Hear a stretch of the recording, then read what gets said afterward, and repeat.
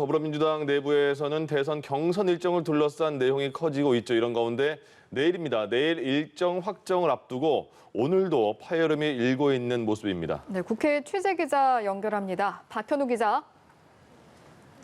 네, 송영길 대표는 현행 당헌 당규대로 대선 180일 전, 그러니까 오는 9월 초에 대선 후보를 확정한다는 계획 아래 일정표를 짜야 한다는 입장입니다.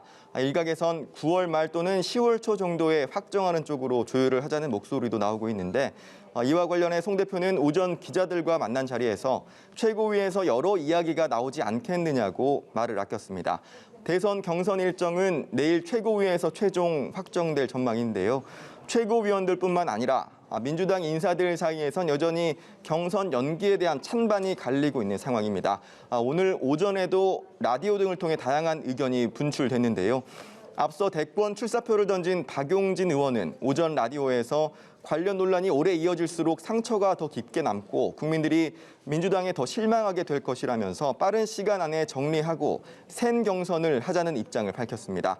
백혜련 최고위원도 라디오에 나와 현재 1등 후보인 이재명 경기지사가 양보한다고 해결되는 문제가 아니라면서 현행 일정 유지에 힘을 실었습니다.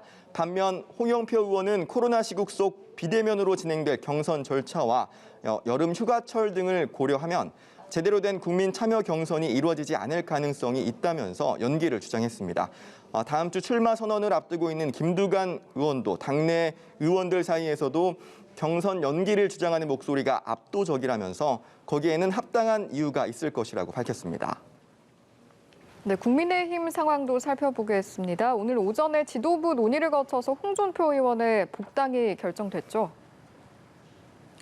네, 이준석 대표를 비롯한 당 지도부는 오전 최고위 회의에서 홍준표 의원에 대한 복당을 의결했습니다. 이 대표는 회의 뒤 기자들과 만나 홍 의원 복당권은 최고위원 회의에서 반대 의견 없이 통과됐으며 효력은 즉시 발효된다고 밝혔습니다.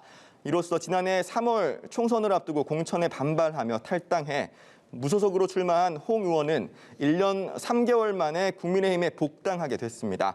홍 의원은 잠시 뒤인 오전 11시 반에는 기자회견을 열고 복당과 관련한 입장도 밝힐 예정입니다. 국민의힘에서는 오늘 이준석 대표의 공약 중 하나였던 대변인 토론 배틀 면접도 진행됩니다. 이번 주 화요일 마감한 모집에 신청한 지원자는 총 564명으로 141대 1의 경쟁률을 기록했고, 이 중 1차 서류 영상 심사를 통해 뽑힌 150명이 오늘 2차 면접에 나서는 건데요. 이준석 대표가 직접 압박 면접에 나설 계획인 가운데 지원자 중에는 전 아나운서와 전 아이돌 그룹 멤버, 예능방송 출연자와 대기업 전 대표 등도 포진했는 것으로 전해져 그 결과에 관심이 쏠리고 있습니다. 지금까지 국회에서 연합뉴스 TV 박현우입니다.